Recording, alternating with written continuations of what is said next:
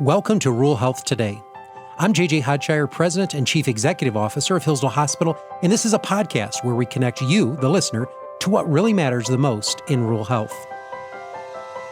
I'm excited to be in the studio today. I'm always excited to be in the studio, but even more so today because I have a returning guest with me, someone who has presented before on a very important topic, which we'll talk about in just a minute, as a summary of our previous podcast. But it is my pleasure to have in the studio physically, last time you were virtual, in the studio physically, Dr. James Jackson, co-founder and director of behavioral health at the ICU Recovery Center within Vanderbilt University Medical Recovery Center. Is that correct? Yeah, that's all right. Just want to make sure I got it all out there. You got it.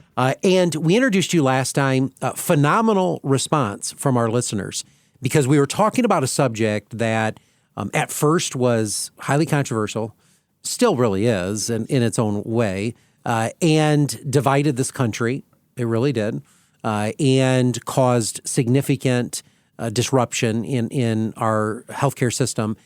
Yet you took an opportunity to write about that, and it was about long COVID. And I never knew about long COVID until you actually presented that, and the impact and effects of it.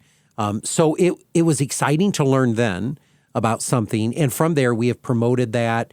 We've received a lot of comments about the work that you've done. And so when I found out that there was a second book that you wrote, I was even more excited to get you on the podcast. And so today, I am excited to have you in physically the studio with us to share some exciting news of a new publication, right, which we'll talk about in just a minute. So let's stop there before we jump into the meat and potatoes of our discussion today. Just talk a little bit about yourself. You know, you are co-founder of the Director of Behavioral Health and the ICU Recovery Center. And I guess the question one would ask is, because that's a niche type service, is right, what led you to go there? Yeah. Why'd you do it? What's the passion behind it? Give a little perspective about what it is. Yeah, it's a good question. When you write a book, as you'll find out, you mentioned you're writing a book. It's amazing. You do book signings and you tell stories. You try not to tell the same story. And so at a book signing I did at Vanderbilt the other day, I talked about the day that my wife and I were at a restaurant in Nashville, a Chinese restaurant now closed, called August Moon. Okay. And we got fortune cookies like people do. Yeah, sure. And I opened mine. And the fortune said, "You will prosper in the field of medical research." That's what it said. Is that right? Oddly, right? Oddly. How weird is that? Yeah, right. I mean, like that cookie isn't made for everybody. Exactly. So strange. And I did take it a little bit as a sign. I really did. Sure. And I was a couple years into my career. I was doing a little clinical work, mostly research. And I felt like I was kind of betraying my birthright. I thought I was really supposed to see patients full-time all the time. Yeah. And at the time, my career was looking like it was going to be grounded a little bit more in research, but in clinical research and in research on outcomes in ICU survivors. Right. That's what I was starting to study. Right. And that fortune cookie nudged me, it really did, forward to jump into a field that was emerging. And that field was asking questions like this. We help people survive. They leave the ICU intact. We pat ourselves on the back because of a job well done, and we assume that everything's fine. Mm-hmm. But what if it's not fine, right? Like, what if these patients who were in the ICU, in the CCU, what if they have brand new problems that they didn't have before? Mm-hmm. What about that? Are they falling through the cracks? Have we forgotten them? Maybe we've introduced some problems they didn't have before.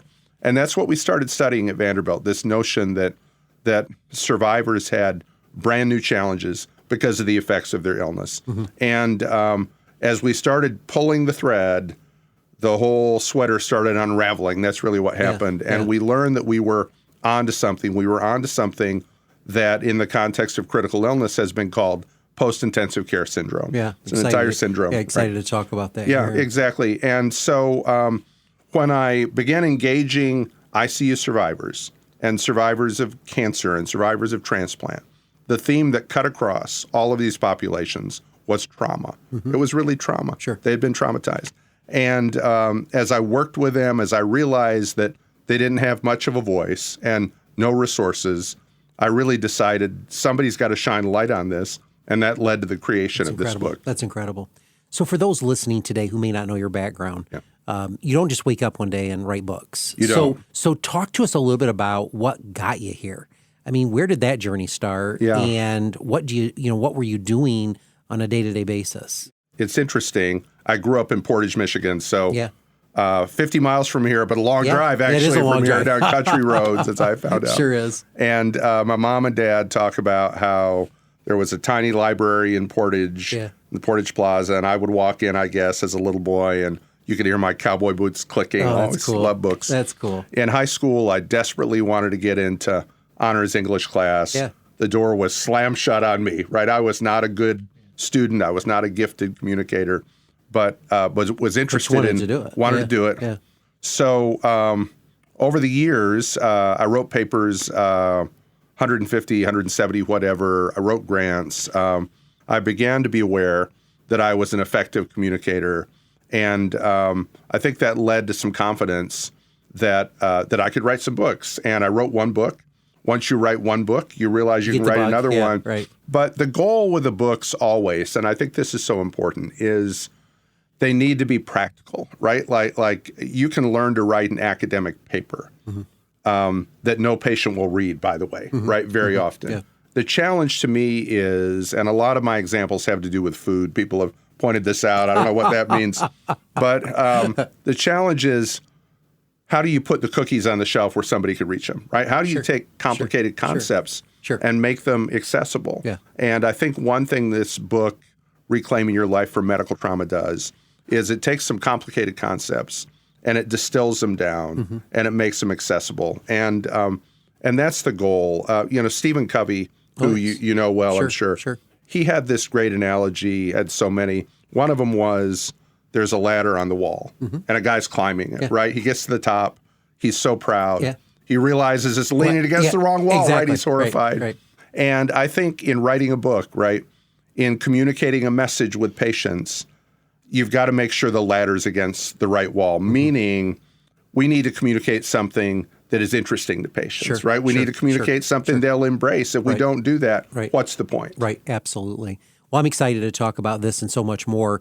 Before we dive into all of those topics, for our listeners who may be listening in Texas, California, wherever, they don't know you. Right. Do you have a fun fact about yourself that would maybe humanize you to your listeners? Like, is this guy real? Is he just, up in the ivory tower, just writing books and smoking pipes? I'll share a couple things. You mentioned a nationwide scope of this podcast. Yeah. It's lovely. The people from Colorado who are listening will know that there is an alligator farm in southern Colorado near, there's a national park down south, and they have alligator wrestling school. Really? Yeah. You can pay, I don't know if it's still there. Do not tell me. Yeah. Back in the day, pay $100, wade into a swamp, grab an alligator by the tail, pose with some pictures. Well, someone could, but you did? I did. Get out of here. I did with my good buddy Brian Fox, a big daredevil. We went. Oh, my goodness. And so I don't know if I do that today. Were they tame? They'd have to be, right? A little bit? I guess they were tame. They didn't seem tame. I Did you wrestle it? Kind of. Wrestle. I did the 6-foot alligator. I was too scared to do the 8-foot. Oh, exactly. The other thing that I think of when I think of coming to Portage, there used to be a celery museum in Portage, of all places. Even people in I didn't know that. Hillsdale don't know about that. Not too well known. I did not know that. And they had a character, a big celery suit, and his name was Mr. Crispy. And for a couple summers, I walked in the Doodah Parade. I was Mr. Crispy. Me? Yeah. That is so cool. Yeah. So fun stories. I'd say, did you get a good salary for that? But hey, ba-doom. Well, isn't that incredible? We humanize ourselves sometimes. Exactly. And these stories make us real to our listeners. So it's incredible. I did have the chance to go to Florida, where I took our children to an alligator farm. Gatorland? Was it Gatorland? I love Gatorland. Yeah, I love it. Love it. And couldn't get over the smell right away. But anyway, they wrestle. And my son wanted to do it. Yeah. And I did not let him. Yeah. No way. I watched the first time that one of their performers or, gatekeepers there was doing it. And I thought, no way, can't make it happen. So, if you can wrestle an alligator in life, you can tackle pretty much anything. The main memory I have of that, there was a alligator wrestling handler, I guess you'd call him, nice guy. And so he was showing us the ropes. And as he was wrestling a gator, one of his front teeth fell out. No and way. he picked it up off the ground and popped it back in. So, yeah, interesting That set is of memories. hilarious. Yeah. That's hilarious. Well, those things build character for us, right? They do. And so you wrestled with alligators. Well, that's a fun fact. Now I want to get into really some serious notes here, because the book, Reclaiming Your Life from Medical Trauma, which just came out at the first part of May, correct? Yep. And for our listeners, we're going to drop this in the show notes. For our listeners today, we're talking about medical trauma, and that trauma can create barriers between patients and access to the care that they desperately need. And so I'm excited today that Dr. Jackson will share his perspective, and he's an expert in behavioral health. And as an expert, he put that into words as an author of a recently published book on this very subject of medical trauma. We'll talk about symptoms of medical trauma, healing strategies, and of course, what all this has to do with rural health. So again, great to have you in the studio. I want to talk about the forward. I want to talk about the purpose of, this book, and I want to get to the bottom of, reclaiming your life from medical trauma. And it's a unique topic, and it's one that even as a hospital administrator, I don't think about. Right. Yes. And that's pretty sad. Yeah. Now that I sat here, I'm kind of awestrucken. Yeah. So as I look at you, I'm thinking, what should I be doing as a CEO? And maybe my listeners are asking the same question, because many times in our industry, we fix and we send. Right. Yes. Right. And we're not on that other end, but that's the continuum of care. And that is just as important in the post-discharge of a patient. But sometimes after the discharge planner meets with them, they get them signed up for home care. Right. We go our separate ways. Yeah. I have not read the book because it's recently obviously been released. I want to learn a little bit more about the book, Reclaiming Your Life from Medical Trauma, and what prompted you to dedicate this title. I mean, we know the story of the preamble of, the fortune cookie. Right. But there had to be something inside of you.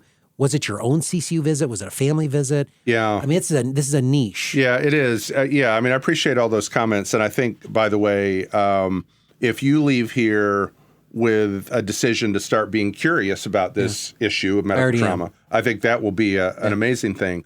It is a personal pursuit for me, pursuing medical trauma. And it was born out of a dynamic where if you sometimes see something that is jarring enough, you can't really unsee it. You can't unsee it. And I really cut my teeth at Vanderbilt, and this is where I relate so well to the work you're doing. I cut my teeth doing home visits with our research subjects who often were life-flighted from rural Kentucky or rural Georgia, rural Tennessee to Nashville. And I would drive to their homes. I would sit with these folks, primarily rural, around their kitchen table, on their porch, in a holler on the side of a mountain, very, very classic kind of Appalachian. Yeah. And I'd ask them to tell me their stories. I'd have a survey I'd give them about depression and PTSD and other things. But I'd ask them to hear their stories. And in that personal setting where they were vulnerable, I began to learn that, and the research bears it out, 1 in 5 or 1 in 6 of them had significant symptoms of PTSD. And many of them had pretty meaningful issues with claustrophobia from being in restraints. And many of them were terrified of going to the ER now because the ER was the place where they had been admitted to the ICU, and that was scary for them. And, I could go. It was the origin for them. Exactly. So I heard these stories that they shared about how difficult their lives were due to the illnesses they were having. And there are specific stories I remember. I remember the story of a woman, Delightful, who had this emergency surgery, and it was really terrifying for her. And when I met her, she had a bunion on her foot, and it was easy to remove. It was no big problem, but it was making it hard for her to walk. And so she needed an elective surgery, and she was about to lose her job if she didn't get it because her job involved a lot of walking. Great job. And she was going to not get the surgery, right? Didn't get the surgery because the fear of that tiny surgery was so profound.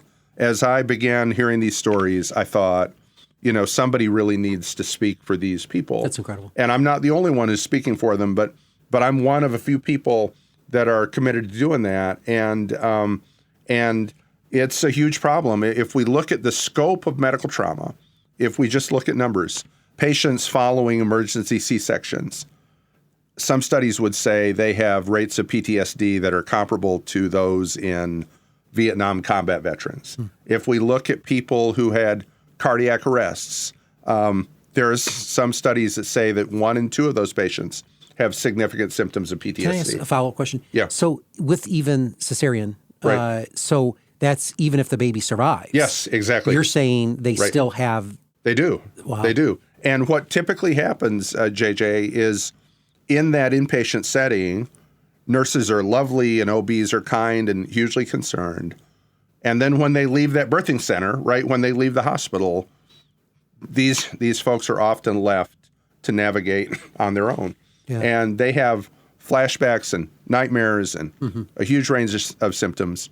Yeah. They have no idea what's going on. Yeah. Because they think PTSD only happens in combat. to someone who's in combat exactly. or law enforcement or whatever it is. Right. Well, let's talk a little bit about what your goal is for the reader who has suffered medical trauma. So, Yes. So is there hope? I mean, and I guess what algorithm are we taking somebody through?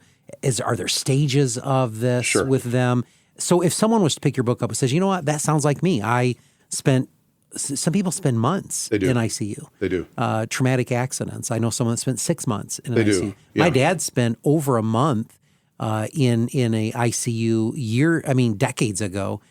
He burnt his ear off, half his face, from an automobile accident where he was working on an engine. Yeah. And, the trauma that my mother talked about up until her death. Yes. Not too long ago about having to change the bandages of my father because they released him too early in her mind from the ICU. Yeah. And just the trauma my father went with, rebuilding an ear and those things. So if that person was to pick this book up, is the intent of the book to raise awareness, or is it to give strategies for how to deal with that trauma? I think it's twofold, and your examples are really powerful, and I would add something to them, and that is, I talk a lot about the ICU. I'm embedded in our ICU, but medical trauma often develops even in situations that we might think shouldn't be or wouldn't be that traumatic. But what I've learned is it's a very dangerous thing for me to do. It's very unhelpful for me to say,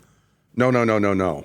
That doesn't rise to the level of a trauma, right? Right. That's not bad enough. Right. Well, because we're taught that here. Exactly. I just want you to know that. Yeah. In our world, in medicine, does that meet the trauma criteria? Yeah, exactly. Does that exactly. designate trauma designation? Right. Does that? And so we have this algorithm of, it doesn't meet to that standard. Exactly. But to your point, who's defining that standard? Yeah. Because the victim, the person who suffered that, that should be in their eyes. It should, and it's a much kinder approach. I mean, it's interesting, and I'll come back to your question, but I got a great tour of your hospital just a moment ago, and it was so lovely. And I got on an elevator there, and I'm intensely claustrophobic, by the way. Oh. And the elevator opened. It was very fine, all good. But the reason I'm claustrophobic is because at a VA hospital in Albuquerque, New Mexico, I was stuck on an elevator for a while. And it was just a little thing, right? I was safe. I was fine. But it left this huge mark on me. It left this gigantic mark on me. I had a panic attack, and this fear of small places started then. It hasn't gone away. So from that, I learned, wow, just a little thing can make a big impact. Yeah. And that's informed the way that I engage patients. But as it relates to the purpose of the book, I think it's probably threefold. One, to shine light on this problem that is widely overlooked and ignored. Two, to give people not false hope, but real hope, right? Not unicorns and rainbows, but real hope. And three, to say, if you get the help you need, even if all of your symptoms don't go away, we can find a way to help you live a rich life. Yeah. And I think number three is important, especially because, as you know, there are some medical problems in the medical arena, in the mental health arena. They're pretty intractable, right? They're chronic. Chronic pain would be one, right? Like we want to help people crack the code, but often it's not going completely away, right? And too frequently, I encounter patients and they say something like this, and I have much empathy for this. They say, if all of my symptoms go away, I'm going to be okay. Mm-hmm. But if they don't, I'll never be okay. Yeah. And I worry about that in the context of trauma. Yeah. Yeah. I've said it myself with my own challenges. So the invitation to patients is, let's not set it up that way. Let's not imagine that the only way for you to be okay is for all of your symptoms to go away. Right. Let's help you find a way to be okay, even if they don't go away. You know, it's powerful to consider that. Even in, sometimes in our lives in healthcare, it fits the list, and we check it off the list, and we say, all right, that meets the medical necessity for that designation as trauma. But really to give consideration to in the eye of the person who is suffering, which is, I think you found during your first book, Long COVID, that, there was just almost a dismissive spirit about those who suffered with that. Yes. And we still have it today. Right. I mean, I've had, how many people have come up to me and said, we're over that COVID thing. Right. Why are we still doing masking? What is it? Oh, that was a joke. And I've shared with you my personal story. I don't know if you remember it, but my healthy brother-in-law at 56 years of age, who was, just everyday American guy, working a job and running a business and doing everything, contracted COVID, and he died about a month later, healthy. Mm-hmm. And horrible. That's horrible. Yeah, and my sister, who had terminal cancer at the exact same time, passed away a few months later. And so no one would have ever expected the trauma. But one of the things that just really would grind me, and still does to this day, is when people tell me that was a made-up, disease, infiltration, et cetera. And it's almost dismissive in nature. And it's almost like we can't memorialize the person, anymore because it's so dismissive. So when we focus on this particular issue of trauma from the ICU, you've done a lot of work in behavioral health. Yes. Talk a little bit about the intersection of that.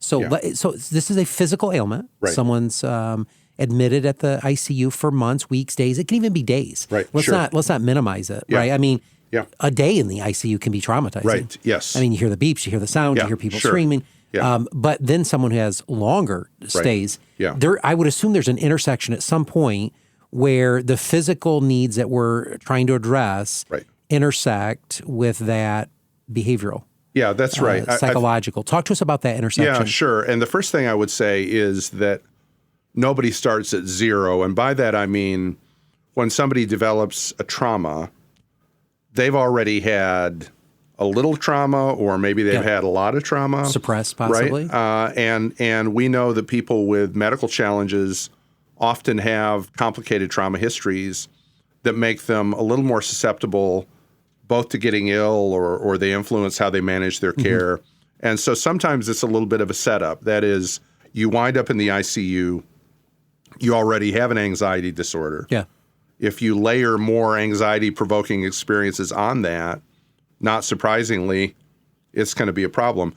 The cut point, if you will, at which mental health issues develop, I think that's anybody's guess, but you can see it happen in real time. And often what you see is you see people and their families who were quite optimistic that this issue was going to get tackled quickly. Mm-hmm. And when they start to realize it's a different story, that really begins to sink in. Yeah. And that's hard for them. Or if they get rapidly better, they're about to leave the ICU, and then they get worse. What we know about trauma is it really thrives in the context of unexpected outcomes. So when you're 94 years old and you're longing for heaven because the rest of your family is there, right?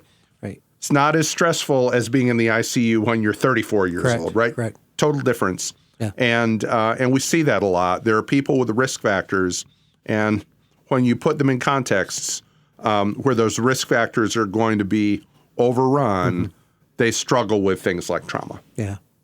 It's a great perspective. But even, when you look at, I had a friend of many years who was 99. Yeah. and he was suffering trauma. Yeah.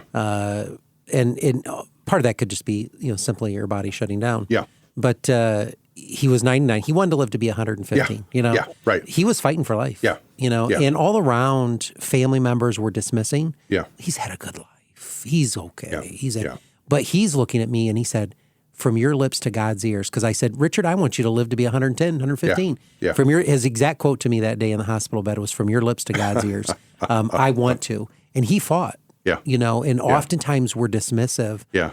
Because medical trauma and ICU trauma can impact all ages. Yeah, I think it's a really good counterpoint that that nobody typically is excited about this phenomenon. Right. It impacts some more than others, but in every case, it's really hard. It's always hard. So let's talk about the family member, the friend, who has someone that they in their life and their family who has been through ICU medical trauma, wherever it is. What are the symptoms? Psychological, physiological? Sure. Could you help describe what that looks like? Yeah. I mean, are there signs? Yeah, there are signs. There are some reliable signs. So one sign that stands out a lot is what we call medical avoidance. And that medical avoidance takes all sorts of forms. I mean, recently I was interacting with a patient who had been a deacon at his church. And a big part of his calling, I would say, was visiting people in the hospital. Sure. And he now was absolutely unwilling to do that. Right? He'd stopped. Right. Because it was too activating to be in the hospital. Sure. Right? I've had other people who will say, man, the way I drive to work, it takes me by 2 hospitals. Now I drive 30 minutes out of my way, right? Yeah. Absolutely. And that's a lot like the old sort of Vietnam veteran who won't watch movies with Rambo, right, on TV. That's classic avoidance. Yeah.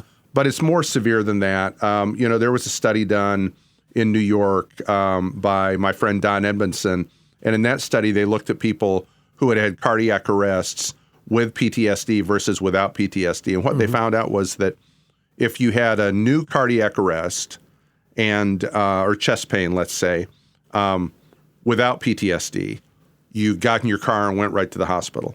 But if you had a new cardiac arrest and you had PTSD, you didn't go right to the hospital. You took 3 times longer to go to the hospital. Yeah. And that was because you kept hoping that you wouldn't have to go to the hospital. Yeah. And as you know, if you need to go to the hospital, the longer you decide not to go to the hospital, by the time you get there, now you really have to go to the hospital. So medical avoidance is one.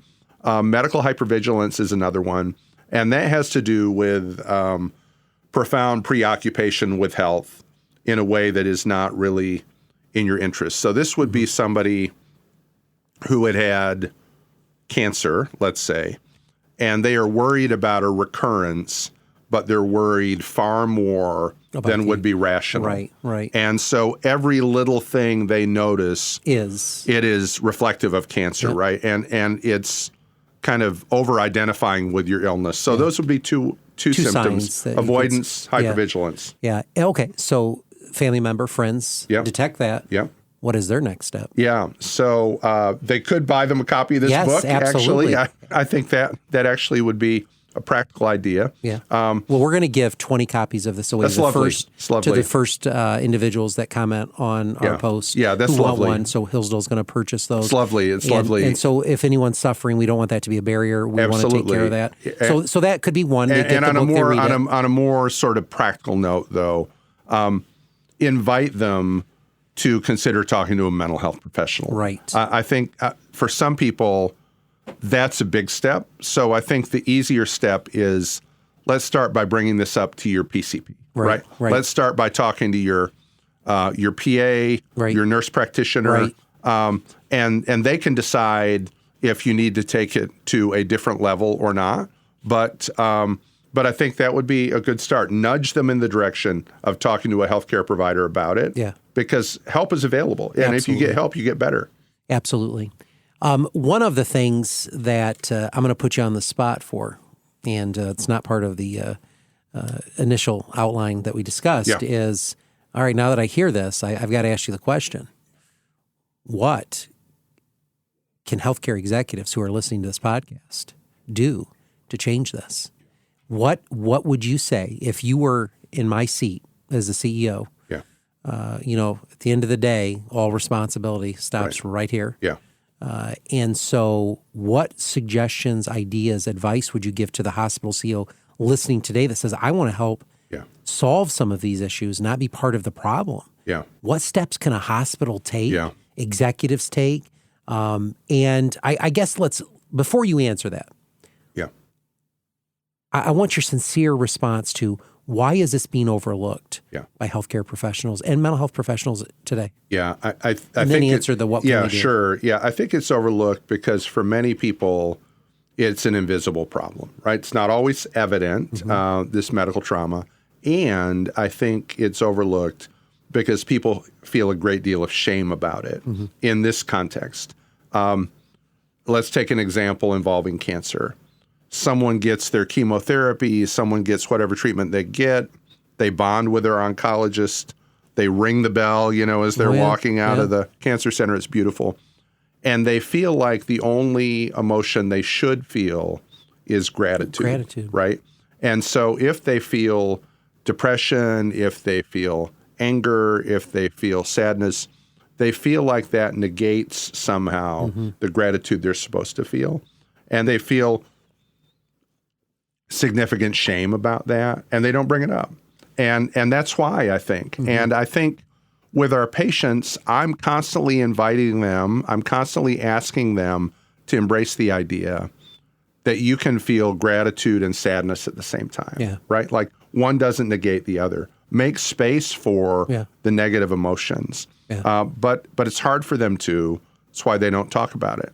I think I would invite CEOs and leaders of organizations to recognize that there is this gigantic hidden problem that they likely are not aware of that is very probably the most common form of trauma that nobody talks about. We talk about combat, properly so, right? We talk about trauma from sexual assault, that come right?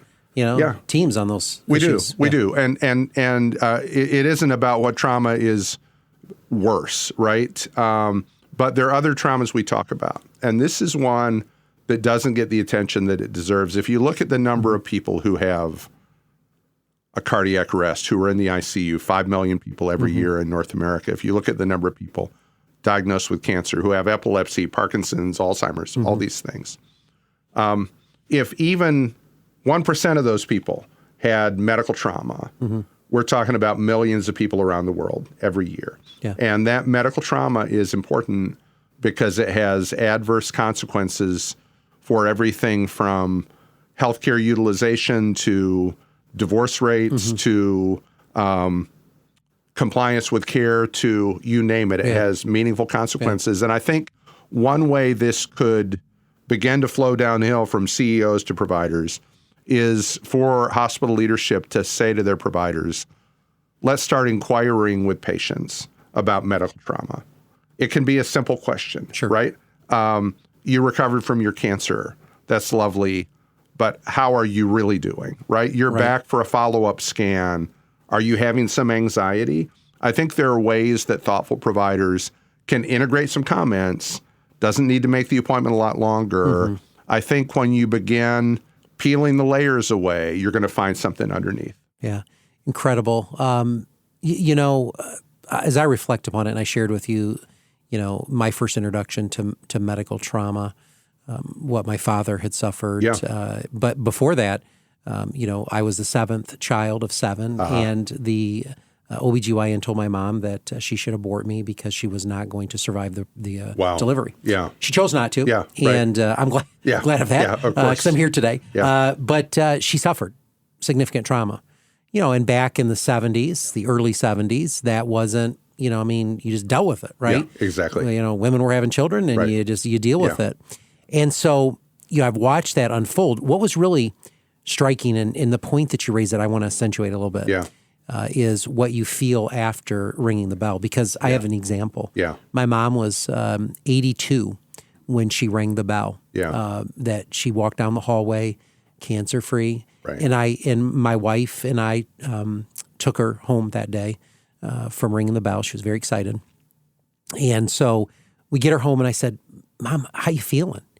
And she goes, I feel guilty. Yeah. I said, you feel guilty? Yeah. She goes, yeah, that your sister couldn't ring the bell because my sister had passed from cancer. Yeah. And we don't even think about, even in that victory, the trauma. Yeah. And then she started talking about the young girl that she saw at the cancer center, Right. who didn't get to ring the bell. Right. And I'm like, oh. Yeah. But even in healing, Right. there's still a message here that they're still impacted by trauma. Yeah, it's true. I mean, it's a great point. This idea that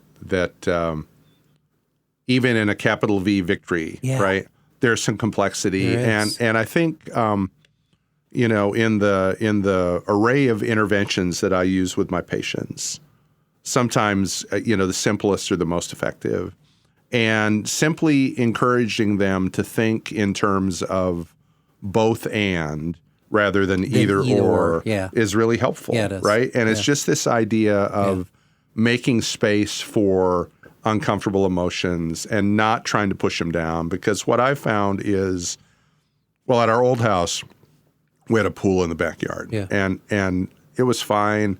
I didn't love it because occasionally I had to clean it. Yeah. But as you That's know, what I hate about it. Yeah, as you know, if you take a beach ball and you try to push it down, it pops back up in your face. Yeah. Negative emotions are the same way. They do the same thing. If you try to push them down, they're going to pop up. If you notice them, you can learn to live with them. You can make space for them. But if you try to push them away, they're going to bite you. Yeah. I have a sincere question. Yeah. And I want you to answer to the ability that you feel comfortable. But is there ever full victory and healing from such trauma? Is there, or is this something that, give me your perspective. Is this something that someone's going to experience forever? I think it's rare that people would have the equivalent of there is absolutely no cancer on the scan, right? I think trauma leaves a mark. I think there are people who heal so completely that they don't have a diagnosis of PTSD anymore, right? Like that'd be a great outcome.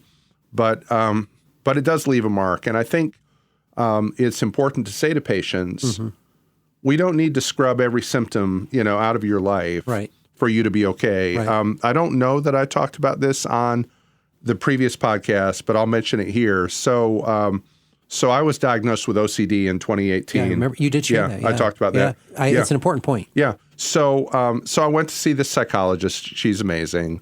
And I said, the way that I'm going to be healed is we're going to get rid of all of my OCD. And I think she may have laughed. I don't know if she did. And, did you believe it? Did you? Were you? I really thought that I could. You could whip it. I thought I could pull it out, like a weed. Yeah. And I had this insight that has proven to be powerful. Yeah. That you can live with things that you don't want. Yeah. And that's in some ways, I think, the most powerful message to our patients, which is we're going to get you the best treatment we can. We want you to see the best psychologists we can, whether you live in urban America or rural America, right? Let's connect you with the right resources. And if that experience of treatment isn't as curative as you hope, you can still live a really rich life. Yeah, you can. Absolutely. So let's talk, as we close out today, a little bit about what does treatment look like? Because, you had indicated go to your primary care provider, talk to your PA, your NP, talk to a mental health professional. But, okay, what is there after talking? What do you suggest? I mean, is someone going to take a tour of an ICU as part of the therapy? Right. Or give us an understanding of what that may look like. Sure. Well, you're referencing something called prolonged exposure, PE, right? And that doesn't mean literally that you need to go to an ICU, although some people do, I think. But in the universe of treatments for PTSD, there are prolonged exposure. There's something called cognitive processing therapy. There's something called written exposure therapy. It's kind of alphabet soup, right? There's so many, and providers can connect you with those sorts of resources. There's a form of therapy called acceptance and commitment therapy that would be, I think, useful for you to learn about in the context of teaching your providers. And it has to do with this idea that to be okay, you don't have to change your symptoms. You need to change your relationship with your symptoms. So that's actually really powerful. That is powerful. And that's Paul. But that's teaching health professionals. It is. It is. I mean, it is. how to It's also teaching address it. patients. If you think of, I have a Christian faith, and so I think of Paul and Silas in the New Testament. Sure. They're in jail. They're in jail. And they're singing. They're singing. Right? And so that's weird, Yeah. right? Chains all about them. Yeah, and Yeah. so it's not a simple thing. Right. But acceptance commitment therapy helps patients find a way to thrive even in the midst of these difficulties. People can find that treatment. Mm-hmm. Self-care, I think, is really important, and I think it's a little bit underrated. I think people are very dismissive about self-care, and the reason I think they're dismissive is many of the people who promote it act like it can solve the very most severe challenges, and of course it can't, right? Like if you have profound major depression that is going to be so incredibly difficult that it's going to require inpatient care, you're not going to fix that by sitting on a park bench watching ducks, right? Right. But if that's not your story, there can be incredible value in participating in community and engaging in nature and exercising. Like we know that. So there are a lot of ways to help, but it starts with an openness to the idea that this experience really was traumatic. And it starts with the courage, really, to begin to ask for help. That's really the barrier. It is. The barrier, It is. especially for that first step. white males in their 50s Yes. like you and me. We're stubborn. We don't want to ask for help. No, so absolutely that not. would be the invitation. Brene Brown famously said, you can choose courage or you can choose comfort, but you can't choose both. Can't choose both. Yeah. Yeah, incredible.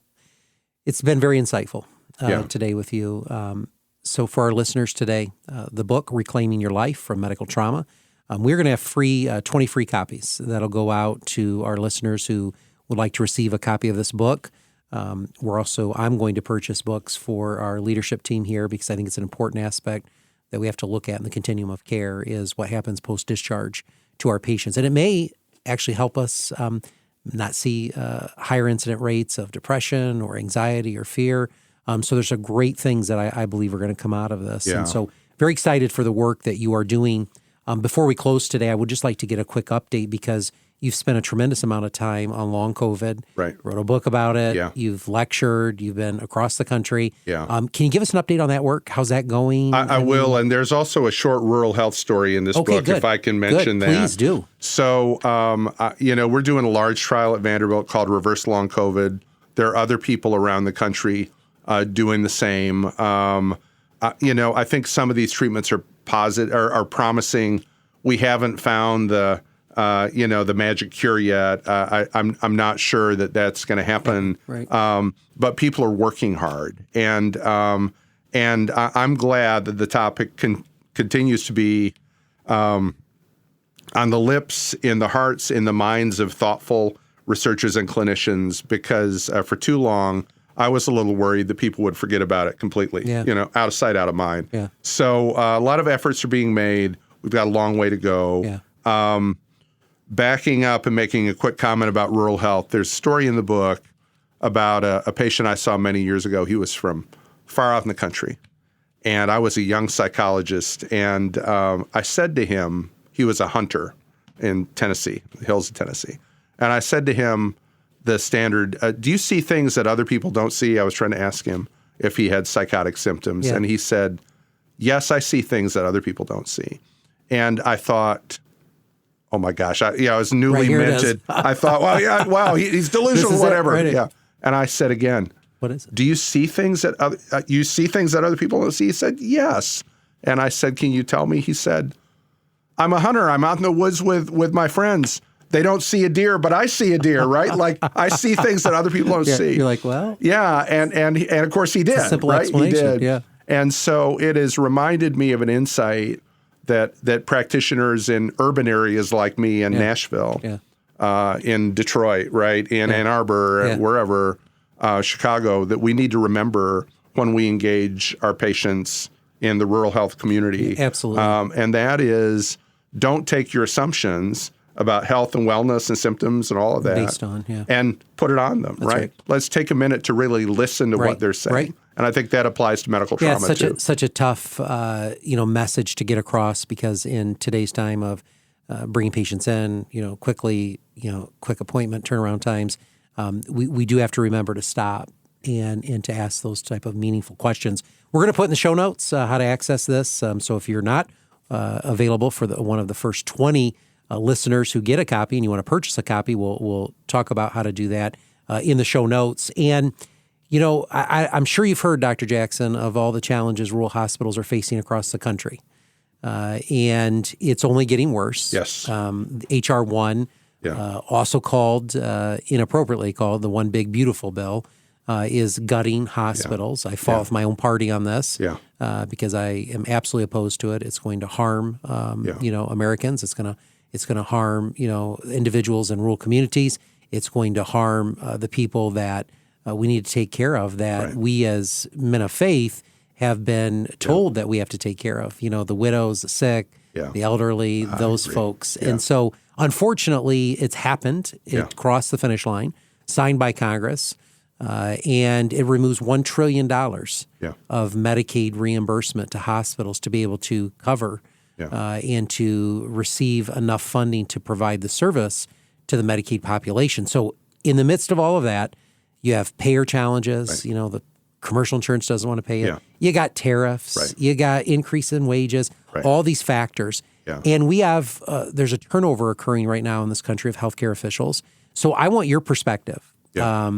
What sage advice, tumultuous times that we're in right now, you can't turn on the television, you can't listen to your feeds and not hear the devastation that's happening, the prediction of 734 hospital closures imminent in the very near future is very disturbing.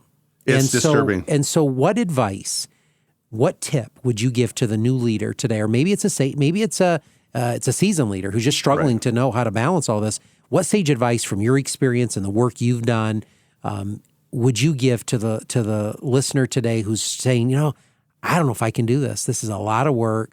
It's a lot of task ahead of me. What sage advice would you have for me? I love that. I love that as a closing question. I think it's this, and it seems straightforward to me. That is, you're going to be able to survive these difficult seasons if you make what you're doing not a job, but a calling. A calling. Right? I agree. Needs to be a calling. Yeah, right? Absolutely. Make it meaningful. Yeah. It's meaningful work. It's not so simple, right? Not so simple. No. But you need to find a way to frame it as meaningful work. Even as you do that, you need to take care of yourself, right? You need to be mindful of your boundaries. You need to be aware of what you can handle. But if you don't find a way to cast it as meaningful work, I think this is an environment that it's very hard to survive in. Absolutely. So make it meaningful work. It's simple as it may sound. My mother always said when I was age 11 and I started working, we were very poor, and kids had to work, and we're talking about work and the value of work, and she said, if you love your job, you'll never work another day in your life, and you've heard that phrase before, but that's very true. If you have passion for what you do, and you put purpose into it, you can go a long way, and you don't have to go out and conquer hell with a squirt gun. You don't have to get your name in a book. There are other meaningful ways. I mean, these are all great things, but there are other meaningful ways that in your local community you can still have impact. You can, and to me the beauty is it's not hard to make it meaningful work because it is meaningful work, right? What a privilege, what a high calling to engage these rural patients, That's right? Like, one of the beautiful seasons of my life, as I noted, was driving all around the rural Mid-South, getting to know people and recognizing, oh my gosh, like this is the car that you're driving. It's not built to work. It's not built to and work. Yet you are so brave. You're getting in that, with your glaucoma, with your oxygen tank, and you are driving, 100 miles to a hospital. Oh my, if you're doing that, what a privilege it is for me to care for you, right? What more important work is there than being advocates for these rural patients who otherwise wouldn't have anybody to advocate for them? It's a holy calling. Well said. Well said. Thank you so much for joining us today my on the pleasure. podcast. My pleasure. Great to have you. I look forward to having you back for maybe your third book. We'll see about that. Yeah, thank you. You get the bug, you get the bug. I know you're going to have it. Thank you. But we're going to promote this because it's so important that our hospitals across the country understand the importance of helping our patients deal with medical trauma. So look forward to having you back on the next episode thank you. Into Thanks the so future. much. Thank you very much. We'd like to wrap it up today and thank our listeners for tuning in to Rural Health Today. Catch our next segment, Rural Health News, to stay up to date on the current state of rural health every Monday, wherever you get your podcast. Don't forget to check out our latest updates and resources from Rural Health Today at ruralhealthtoday.com, and make sure you've subscribed so that you never miss an episode. Until next time, remember, Rural Health Strong. Thank you for listening to another episode of Rural Health Today, the podcast where we connect you to what really matters in rural health. Rural Health Today is a production of Hillsdale Hospital in Hillsdale, Michigan, and a member of the Health Podcast Network. Our host is JJ Hodshire, our producer is Kirsten Newlon, and our audio engineer is Kenji Ulmer. Special thanks to our guests for sharing their expertise on the show, and also to the Hillsdale Hospital marketing team. If you want to submit a question for us to answer on the podcast or learn more about Rural Health Today, visit ruralhealthtoday.com.